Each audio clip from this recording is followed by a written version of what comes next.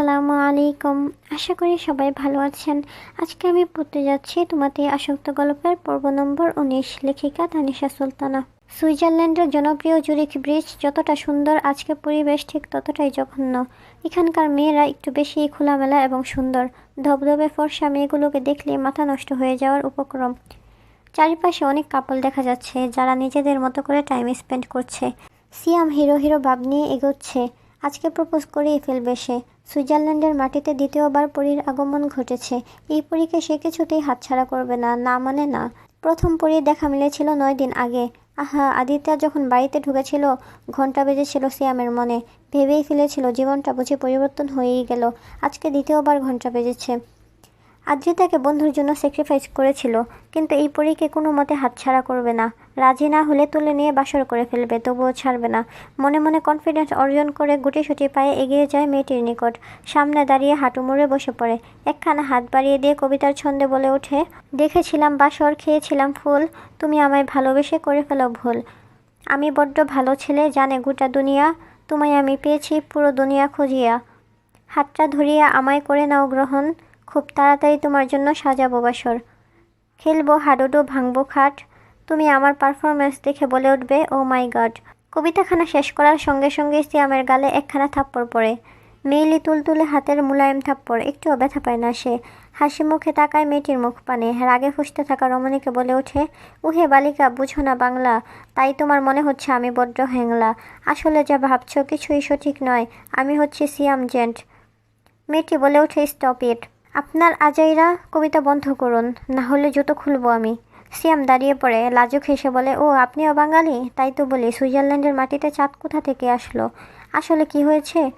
মেয়েটি চলে যাওয়ার জন্য পা বাড়ায়। সিয়াম কপাল কুঁচকে ফেলে, আরে আরে, চলে যাচ্ছ কেন? শোনা, দাঁড়াও, নাম্বারটা দিয়ে যাও, না হলে বাসার অ্যাড্রেস। এই ত্রিভুবনে আমাকে একা করে যেও না জান। শীতের সময় কম্বলে শীত কমে না, অন্তত গরমকাল না আসা পর্যন্ত থেকে যাও। ওগো জানেমান। সিয়ামের ভুলভাল উক্তি মেয়েটির কানে ঢুকে না। সে বড় বড় পা ফেলে চলে গিয়েছে অনেক দূর। হতাশার নিঃশ্বাস ফেলে সিয়াম। যাহ শালা, চলে গেল। সিয়াম মাহমুদকে রিজেক্ট করে? ব্যাপার না, জীবনে চলার পথে 2-1 জন রিজেক্ট করতেই পারে, তার জন্য কি হাল ছেড়ে দিব? বরং ফুল স্পিডে লেগে পড়বো। একজন না একজন পড়বেই। হাত পা বা চোখ না থাকলেও চলবে, শুধু কোনো রকমে একটা মেয়ে হলেই হবে। নিজেকে নিজে সান্ত্বনা দিয়ে বুক ফুলিয়ে আদ্রিতাদের দিকে চলে যায়। আবরার বুকে হাত গুজে গম্ভীর নয়নে তাকিয়ে আছে আদ্রিতার মুখ পানে। কাচুমাচু আদ্রি ভয়ে সিটিয়ে যাচ্ছে মুহূর্তেই। আসিফের পিছন থেকে একটু একটু উকি দিয়ে দেখছে লোকটা যে হাতি আবার আসিফ আদনানকে দুঘা বসিয়ে না দেয়। শুকনো ঢুক গেলে আদ্রিতা। আহাদ বলে ওঠে, আবু, এই শালা আদুর সাথে ফার্স্ট ডেট করতে আসছে। আদ্রিতা ভ্রু কুচকে ফেলে, আদু আর আবুকে? সে আসিফের পিছন থেকে বেরিয়ে আসে মুহূর্তেই। বুকে হাত গুজে বলে ওঠে, আদু আর আবুকে ভাইয়া? পিছন থেকে ভেসে আসে সিয়ামের কবিতা। আবু আদু 2 জন লাভ ব্রাইট কাপল। তাদের চক্করে সিয়াম আহা হয়ে যাচ্ছে ছাগল। জীবন আবরার বিরক্তিতে চোখ মুখ কুচকে বলে, স্টপ ইট সিয়াম। সিয়াম মুহূর্তেই ঠুটে আঙ্গুল ঠেকায়, যেন কিয়ামত হয়ে গেলেও সে আর কথা বলবে না। আসিফ বলে ওঠে, আবরার ভাইয়া, আপনাকে আমি চিনি, ফেসবুকে ফলো করি। আবরার 2 পা এগিয়ে আসিফের মুখোমুখি দাঁড়ায়।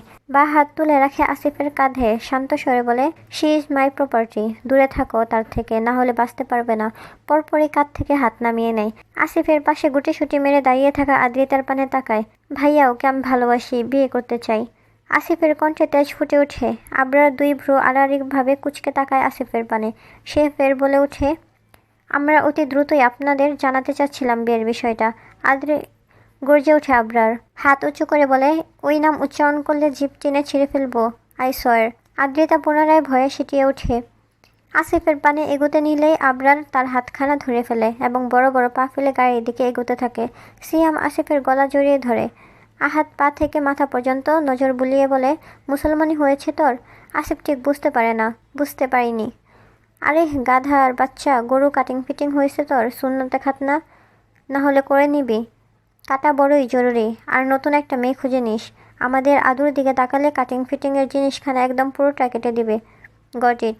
সিয়াম ফলো মি বলেই শার্টের বোতামে লেগে থাকা চশমা তুলে চোখে পড়ে নেয়। শার্টের কলার সোজা করে স্টাইল মেরে হেঁটে চলে যায়।